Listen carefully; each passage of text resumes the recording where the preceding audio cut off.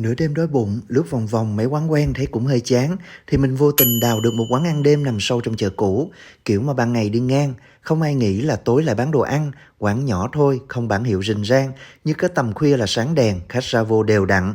Và tin mình đi, đây đúng kiểu quán càng khuya càng đông, nên hôm nay phải lên bài review liền cho mọi người, chứ biết mà giấu hoài, thấy có lỗi ghê. Quán bán chủ yếu là cơm và mì, nên mình đã gọi cơm chiên Dương Châu và gà chiên. Theo quan điểm cá nhân, quán tuy nhỏ nhưng hợp khẩu vị với mình, nên mình cảm thấy còn ngon hơn nhiều quán to bự. Chỉ có điều là không bán ban ngày, mở cửa từ chiều cho đến 2 giờ sáng. Thường đối với cơm chiên, yêu cầu của mình hạt cơm chiên phải tơi, ráo, nhưng không được khô. Còn nêm nếm gia vị thì còn sẽ tùy thuộc vào mỗi quán. Nhưng may mắn cho mình là chỗ này nêm nếm mọi thứ vừa vặn, để khi ăn mình có thể rưới thêm chút nước tương ớt là tròn vị. Được cái gà chiên vàng xốp lớp da bên ngoài, thịt bên trong mềm mọng, một phần má đùi có 60.000. Ai không thích ăn cơm thì ăn mì gói xào bò, cũng ngon nha các bạn.